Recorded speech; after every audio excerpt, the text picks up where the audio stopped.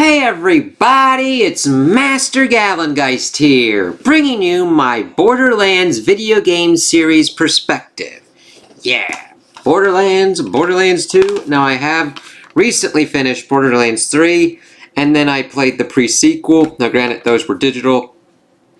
I played through the Series X, but after playing those two, I wanted to kind of go through this series because it is an interesting one, because it's a looter shooter, and that brings up certain kind of connotations of like how it does its gameplay loops, how you kind of go through it, and why I didn't really like the pre-sequel and Borderlands 3 as much as like Borderlands 1, even though that still had the same kind of issues that I'd seen in other ones. And Borderlands 2 is like the high point of it for me, because I was like, okay, this is kind of interesting, and then Borderlands 2 really got it in it for me. So the basic kind of thing is the story is as bare bones as possible, at least in the beginning.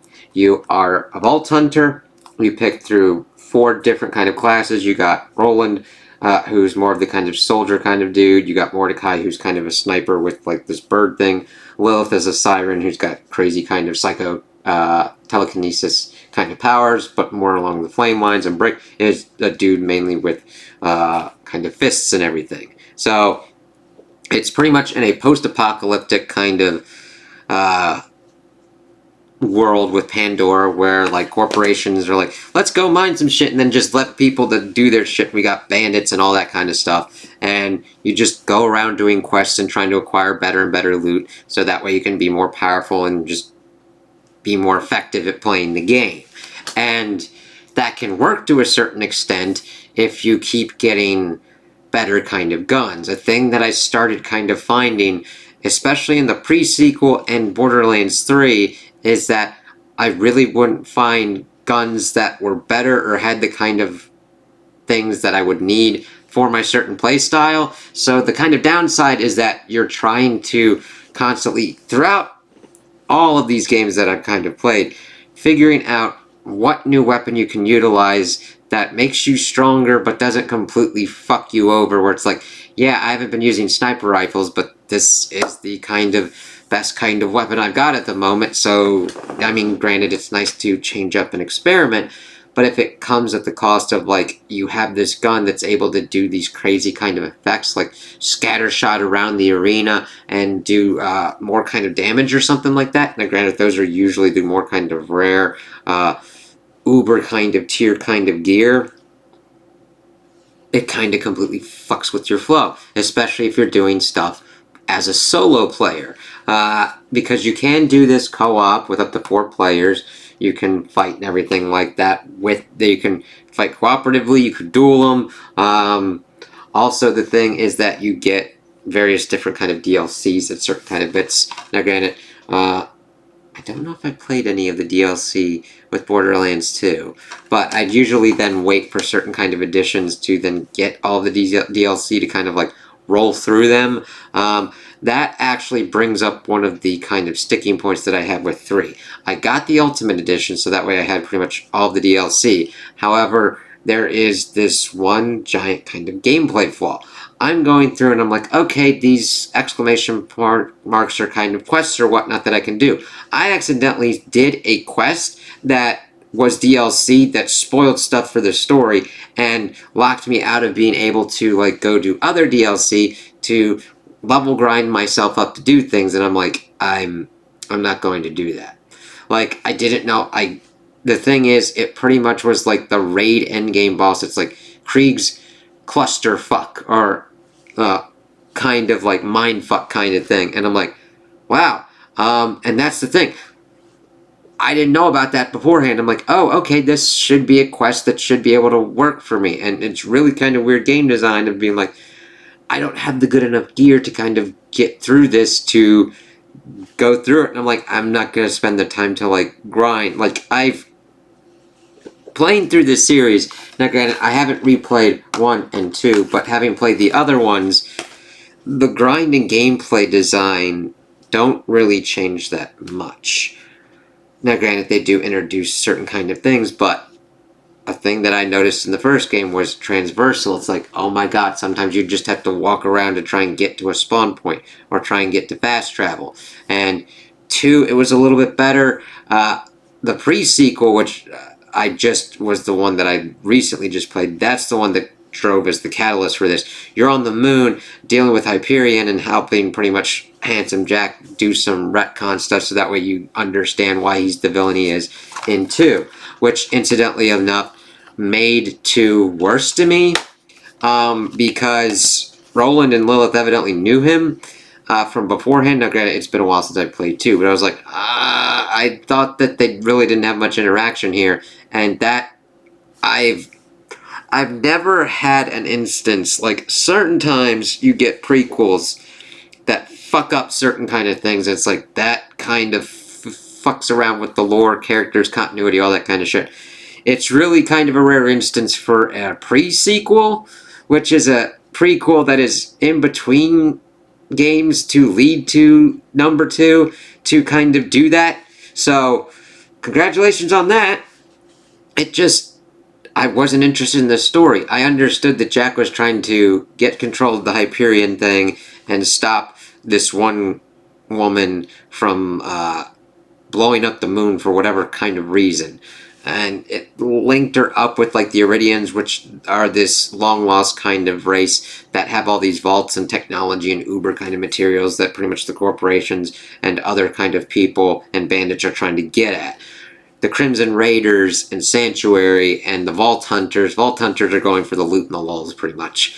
And they do help people out, but it's thinly veiled. It's like really not that deep. The best kind of things are like certain kind of characters that get certain kind of development. Lilith, mainly through the first kind of couple ones until we get to 3, and it's like, what the fuck? Like, they went and the story went kind of nutty-doo-dah, nutty-day, kind of similar to the pre-sequel where it's just there and you're like, alright.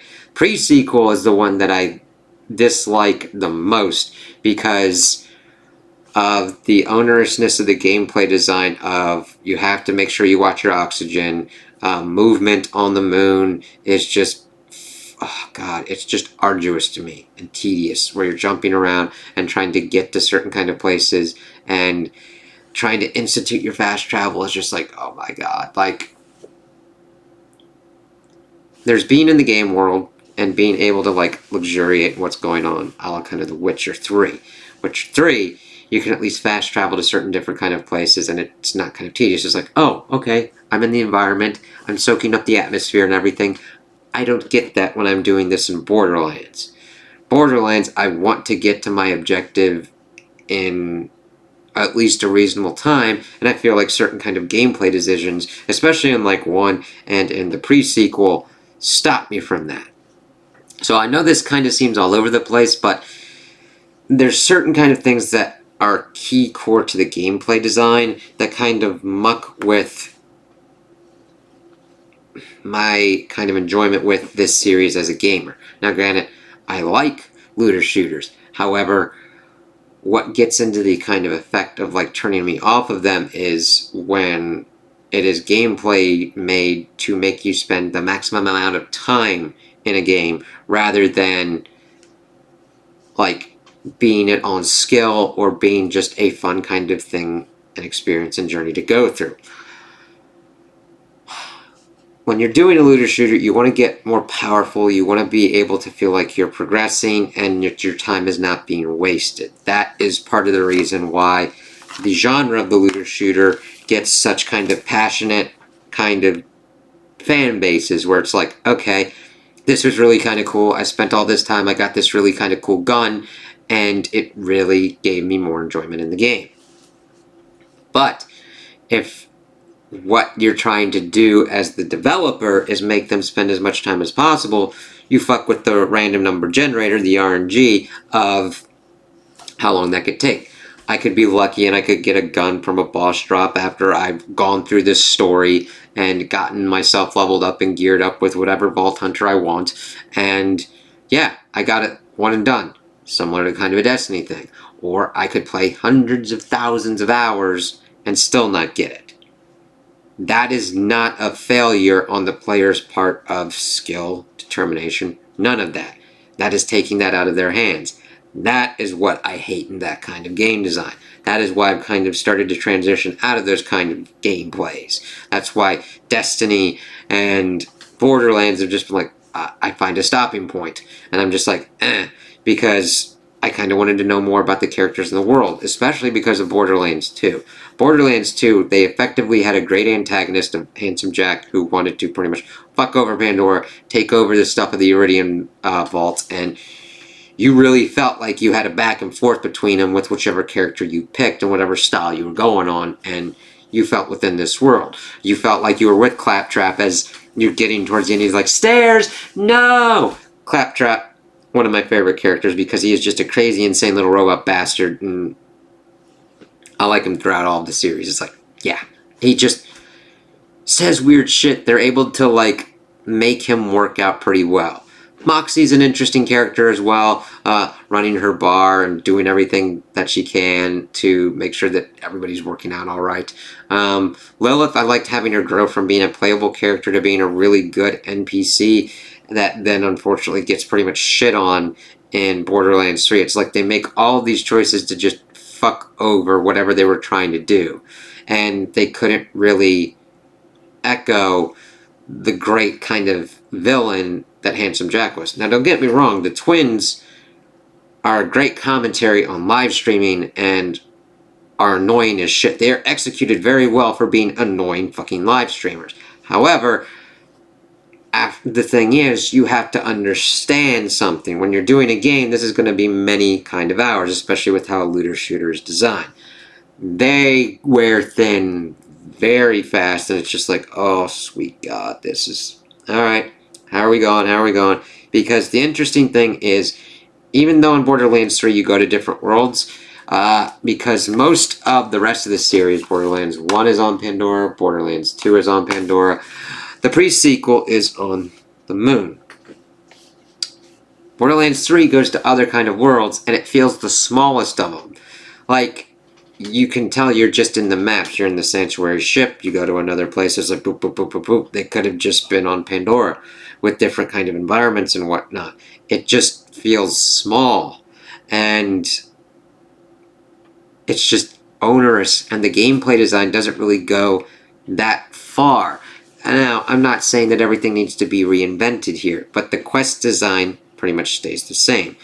Somebody tasks you with something, you go and you do it. Usually kill things, collect things, whatnot, and then go back and do it. But it's the gameplay design aspect and philosophy that starts to grind your gears after you're like, okay, I've played through 4 of these games, and they do the same stuff. I've got to actually physically walk back to these places instead of fast travel. Or I got to get to a place to drive through certain kind of loading maps to get back and turn this stuff in. And that's Dead Space to me, where you're like, I'm not actively really doing anything. Maybe I might have to shoot or kill some kind of wildlife or bandit or whatnot that's fucking around in my way. But it's just like, okay, it feels very MMO-y, where you need to put a fuck ton of quests in, but the quality of it suffers. I'm like, I don't want to do the same kind of quests, and that's the thing that I kind of started to notice, especially kind of playing them back to back, where they're essentially the same kind of stuff, and even the flavor of the stories and the characters don't really add much or change much to that kind of fact. Like, Borderlands 1 has the weakest story, where it's like, okay, you're a vault hunter, go get your loot, and then your end boss is pretty much shooting a hentai tentacle monster in a fucking vault thing, and then that's the end of it. It's like, really? Now, granted, they do kind of amp these kind of things up where you fight this warrior kind of thing. It's like, ooh, and it like rains loot and shit on you at the end. It's like, yeah, that's better than just going to the vault and barely really getting much out of it in the first one. And then they at least amp it up in the third one where you're fighting different kind of bosses from the vaults. However, their boss design isn't the best. I didn't feel challenged in how I needed to do it. What I mean with like boss design is that I usually just had to wait for certain kind of stuff. And it felt like waiting more than actively me doing something to push through any kind of phase or do my skills to, or use my weapons in a better kind of way to get through these challenges. Otherwise, I just level myself up enough to have certain kind of skills or whatnot and tank most of the damage and then just get through it.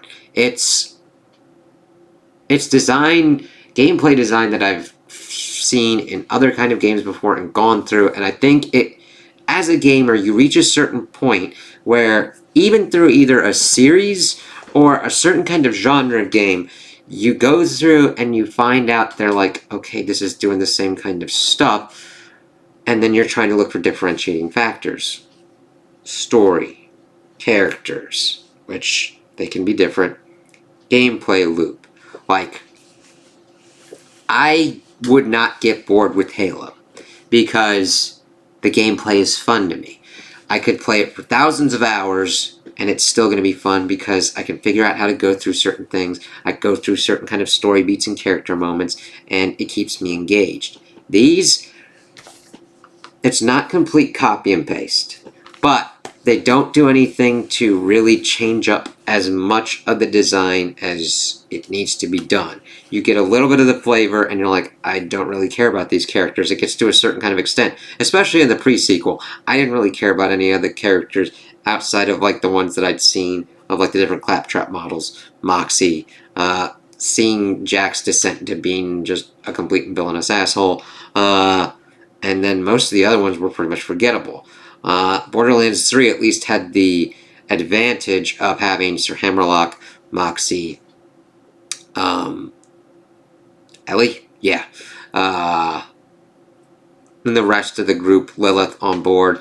And then, unfortunately, the crazy kind of twins. Not really any kind of other kind of great kind of villains or antagonists, except for an angsty teenager that led to one of, like, the previous Vault Hunters' deaths. And the thing is, I don't mind angsty teenagers. It's all in how it's executed. If you don't give them the ability to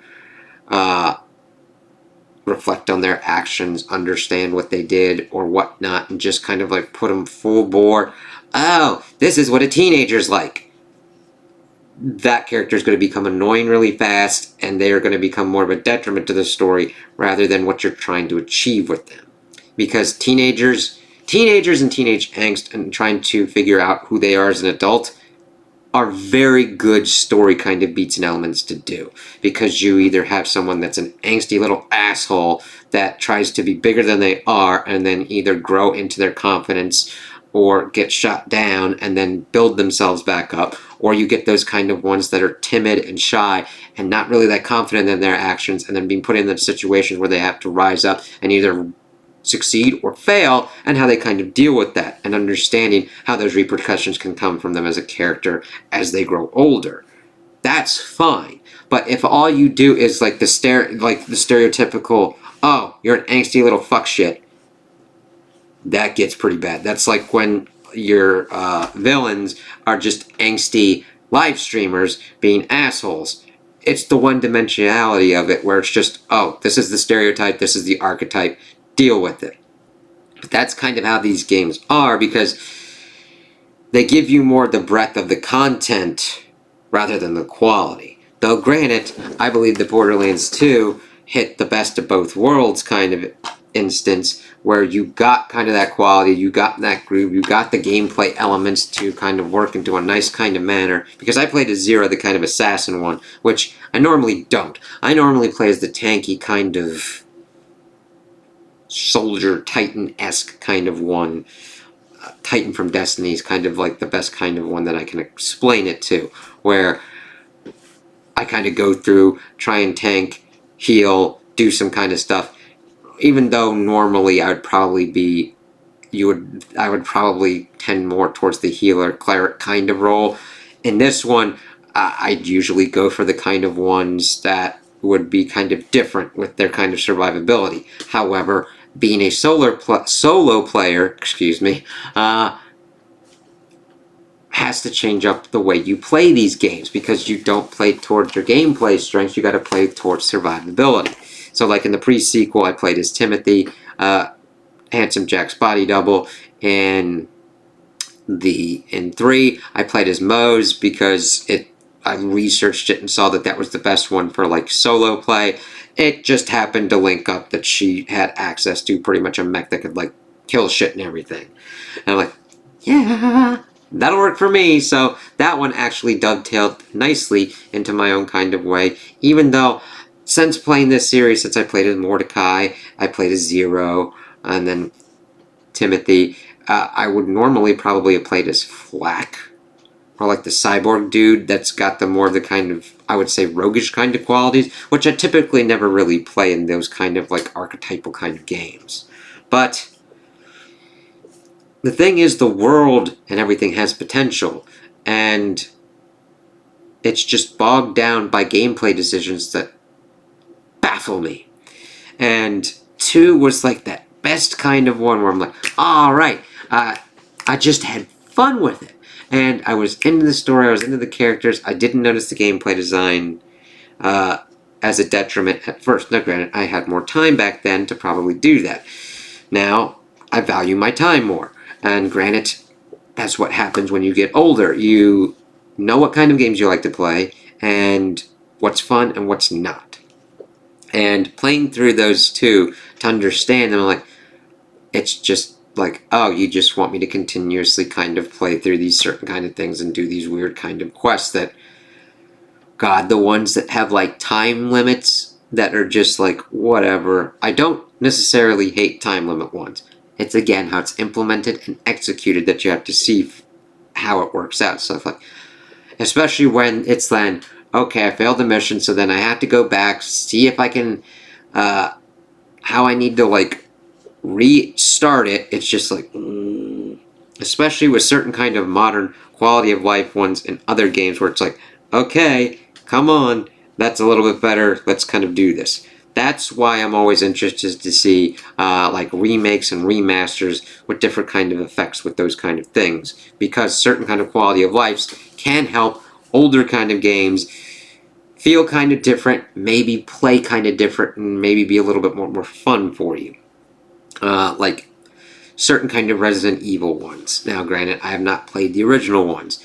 I have, my Resident Evil journey pretty much started with 4. So the first time that's going to happen is when I eventually get around to playing Resident Evil 4 and seeing the differences between those 2. That'll be kind of interesting. Yeah. But after going through these, especially the latest 2, I really question how Gearbox does the Borderlands series. Because I understand that if it's not broke, don't fix it.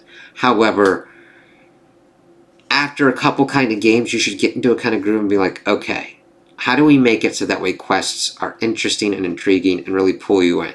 The Witcher ones, I loved kind of going through and doing with Geralt's witchering thing and being pulled into the side quests, into the stories, and understanding what's kind of going on.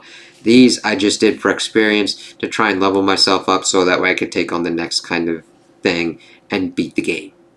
That's it. Granted, I understand that's the basic of most explanations of any kind of game where you level up to kind of beat the story. However, the only thing is I only wanted the story to end. I wanted to get to the end of the game and have it be done. Not for any kind of really challenge or like, oh, I beat the game.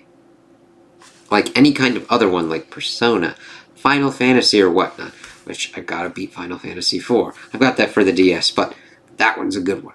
But whenever I play these kind of games, like, now granted, there's RPGs, these are like action RPGs, looter shooters, certain kind of elements. The gameplay and the story and the characters push me forward, and I'm like, oh, okay, let's see how this ends. That's a good kind of game for me. Your Halos, Persona 5, Final Fantasy 9, 7, 15.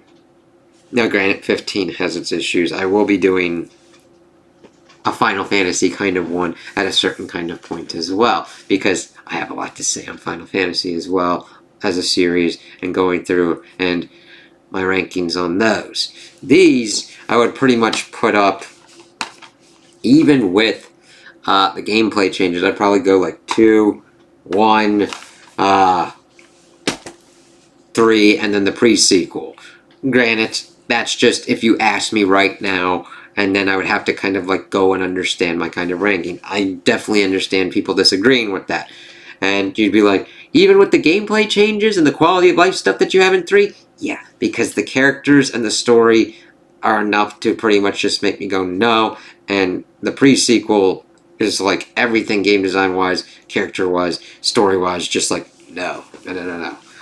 But those ones, it.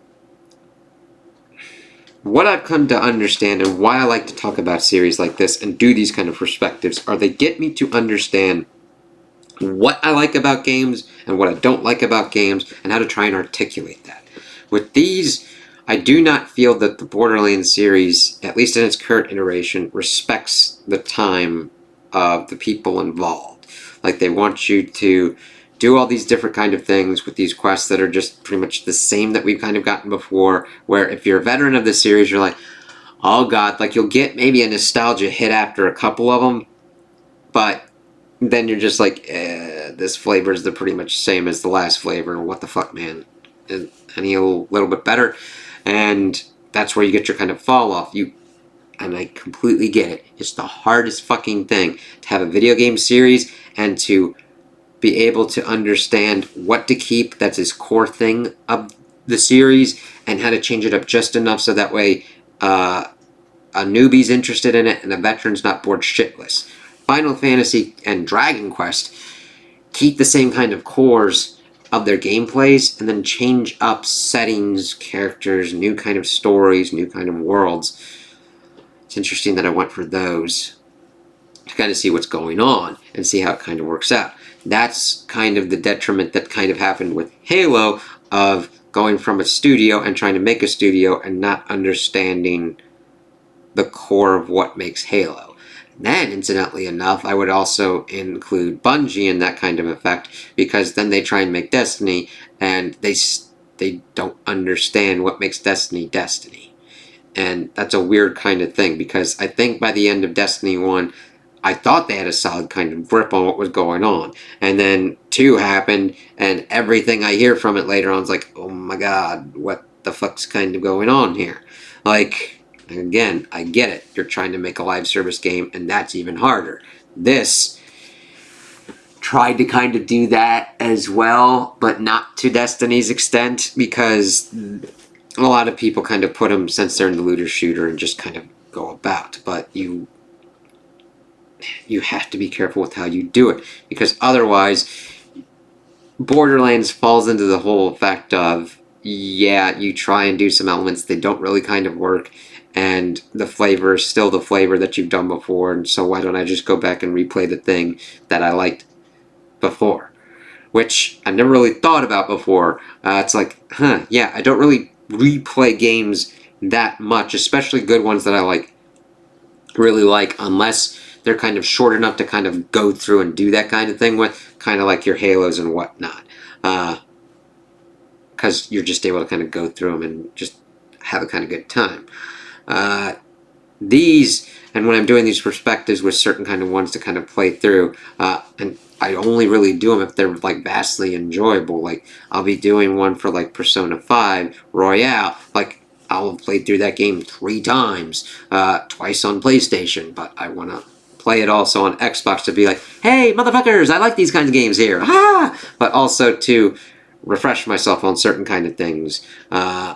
Now, granted, this one was more along the effect of doing it for the pre-sequel, and 3 being so fresh in my mind, well, I then kind of palate cleanse on certain kind of other ones to kind of go forward before, like, playing out games that I haven't played before, because I do like to play ones, like, I've got other kind of Persona ones to go through, 3 and 4, Ace Attorney, there's another Fatal Frame, Okami, all different kind of ones that I've gotten, and then, of course, the new ones.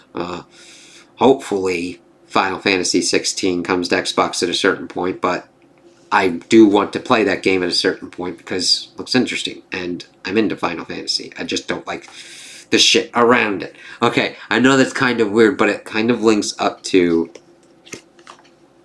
is this fun? And These two were fun for me. The pre-sequel and 3 were not. And it goes down to the weaknesses of the first one really didn't have that much of a story. It's like, you are a vault hunter. Go fucking hunt the vault. Get some guns, get some loot, do some shit. It's like, alright, cool. 2, amped us up, got us a kind of really, well, not a kind of, got us a really good protagonist, engaging story and characters and stuff going on. I was like, oh, alright, cool. I skipped the pre-sequel when it came out. I'm like, okay, that sounds kind of weird, but alright. But I saw it on sale. I'm like, let's see what goes on around the same time as 3. And then I'm like, alright, here's all this stuff. Let's see how this goes. And then I played through them, and I'm like, wow, this sucks. Well, not sucks. Like, it works. But there's issues that Gearbox needs to kind of detail and handle. I'm like, I accidentally started a DLC thing that spoiled the end story for me, and then also locked me into this DLC that I can't really effectively fight through at the point that I'm at. I'm like, hello? Now granted, I could probably find another way to like get through it, but I'm like, I didn't like it enough, and I didn't have enough fun enough to want to go through that. And that's a thing, like when I had that epiphany, I'm like, wow, I understand and talk about people respecting their time and stuff like that, but then when you come through it and you actually start going through your decision-making process on that, it's like, yeah, I don't want to waste my time with this. And going through the reasons for it, it's like, I'm not that invested in the characters, I'm not that invested in the story, I'm not that invested in the loot, because it's not going to really make it more fun for me. And that's where it goes back to. Play games to have fun. You know? And if you're having fun, good on you, man. Especially with the series. If you had fun with the pre-sequel, if you had fun with 3, I don't want to take that away from you. I don't like to shit on people for anything like that. If you're having fun with it, and you got enjoyment from it, and you like the characters and the story, awesome. Seriously, I'm not trying to be patronizing or condescending. None of that shit. If you enjoyed it, fuck yeah, man. You do you. You have fun with that. I didn't have fun with it. And I'm not going to shit on it for anything. If you had fun and you think that the cons that I have here aren't worth a damn, that's cool. I'm fine with that. Good on you. That's cool. No problems there.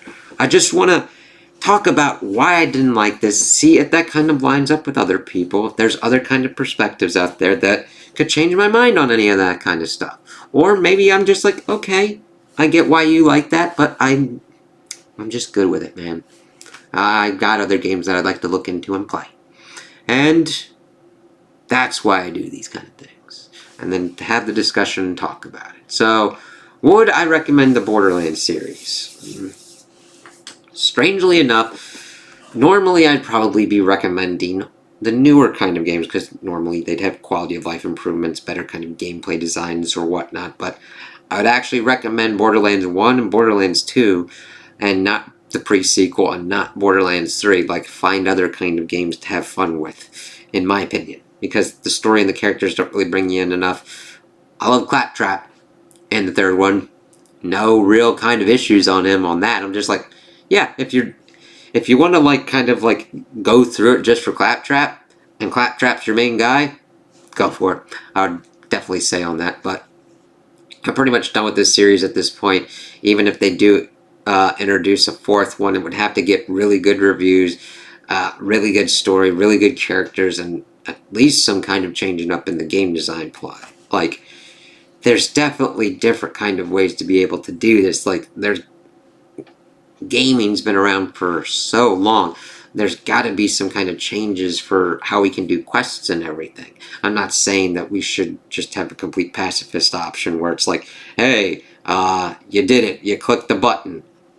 I mean, granted, that could be funny as a commentary on one kind of thing, but I like to have different kind of engagements or whatnot, or different kind of gameplay elements. Now, granted, I know that there's only so much you can do with shooters and what you can do on that kind of front, but that's what I want to see what game devs do, what they can do with that kind of challenge.